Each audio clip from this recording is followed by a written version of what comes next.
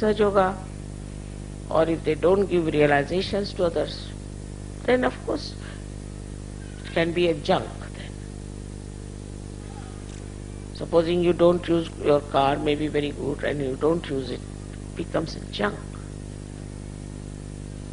So you have to give. You have to give realization, all of you, whether it's women or men. Whatever country you may belong, you have to give realization, you have to allow this energy to go and work. Otherwise, it will suffocate. I have seen many Sahaja Yogis who have not done anything like that, they are very nicely, whether we worship you at home, they suffer from also arthritis or other kind of things. Spondylitis sometimes they'll have, or they may have cellulitis, all kinds of things they can have. So you have to use your energy for giving realizations to others. It's all right. In protocol, if you don't understand, you are forgiven. Anything you might do out of innocence or ignorance is forgiven. But knowingly, if you want to do something, then I don't know the repercussions. Because the area where you are is safe. But if you want to get out of that area, then all sides there are horrible negative forces working and you are captured into that. That's not the mistake of Sahaja. To find fault with Sahaja Yogis or with Sahaja Yoga is another mistake we commit sometime. Say if there are 10 disciples with a guru, very good, excellent guru. If they complain about any one of them, immediately the guru will say, you get out.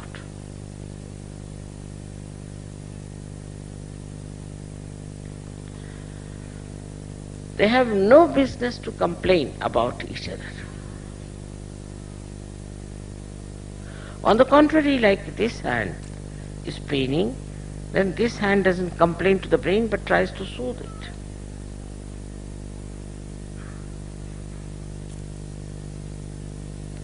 So, Sahaja Yogis are gurus who belong to the collective. They move in a group, as described by Ganeshwara. That you move now like the enlightened forest, which gives whatever people like, want to have, kalpatarus. And he says you move like oceans and talk about God. It's not one single man standing and saying something. We saw yesterday in drama how a single man had to suffer. But you are in a group. And all of you move in a group together with one understanding. Such a powerful group it is. They bring ambrosia to the people according to Ganeshwara. But this power of collectivity that one feels is the first judgment of a person. Those who cannot be collective are not yet Sahajogis.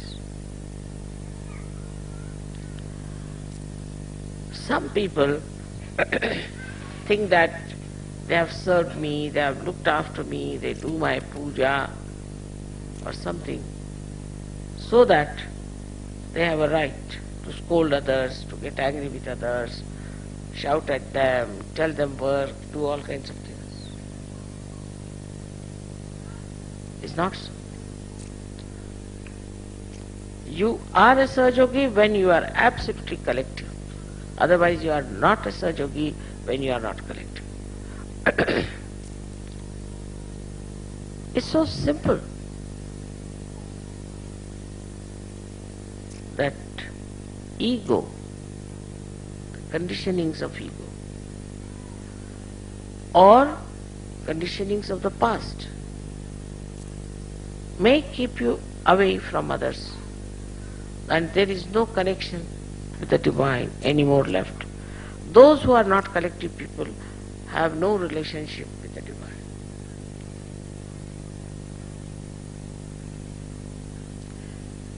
You have understood now what this collectivity is. Most surprising thing is for me that by giving realizations to you, I find it very easy to talk about subtlest of subtle things to you.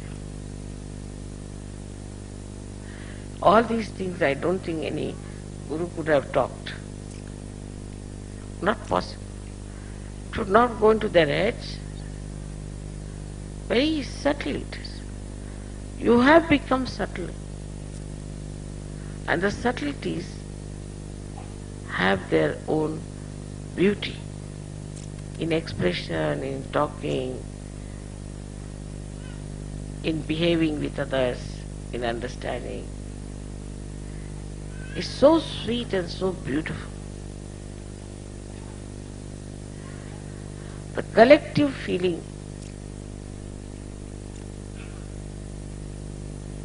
is something like a little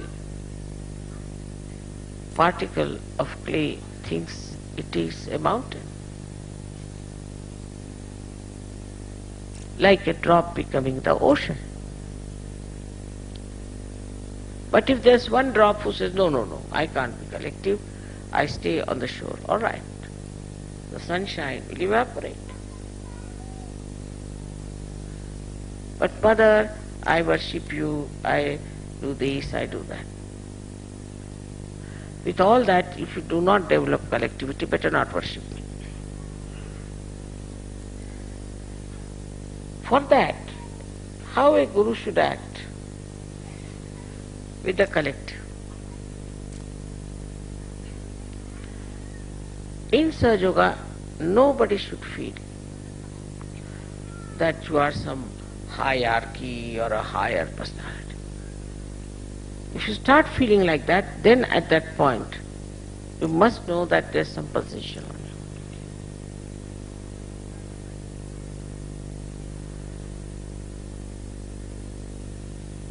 What is the highest in the body? Nothing. Everything is just the same.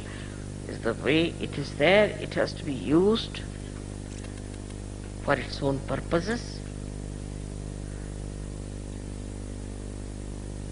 And the cruelties sometimes people indulge into is unimaginable.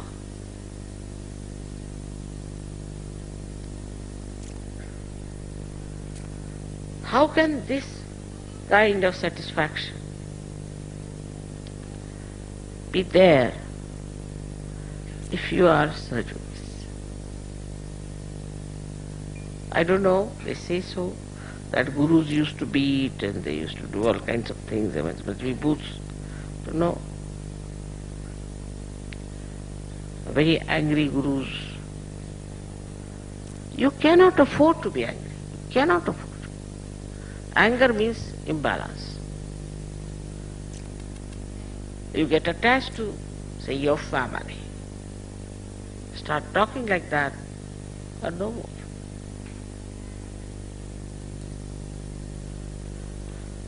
Attachment to anything shows you have no balance. those who are balanced have to be detached.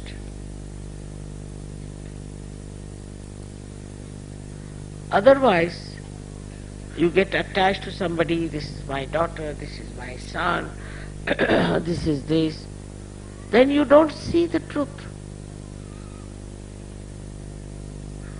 So, any kind of attachment, if you feel, then know that you are not in balance. Also, I've seen people get into a kind of a pride.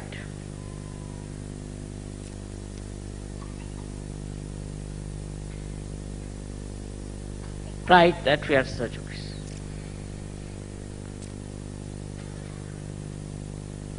We have become Sajogis to save the whole world. It's like I see so many government servants who think no end of themselves. They are servants of the people.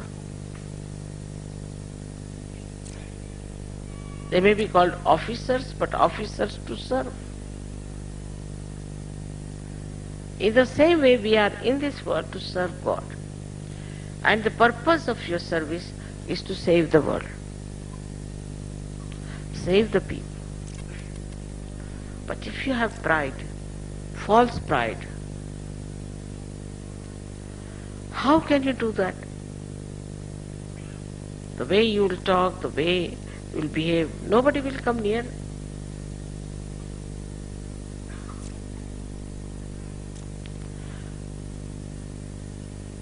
You cannot be jealous of another person. Cannot be.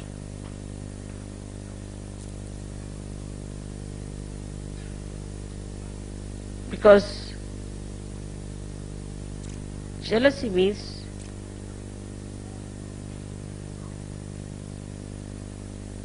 that you are trying to harm yourself, really.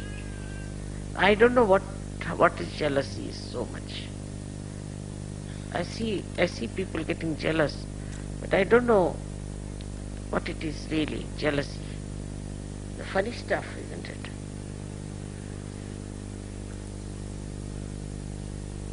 Must be coming from animal kingdom maybe, I don't know. Because what is there to be jealous? I mean, you are realized souls.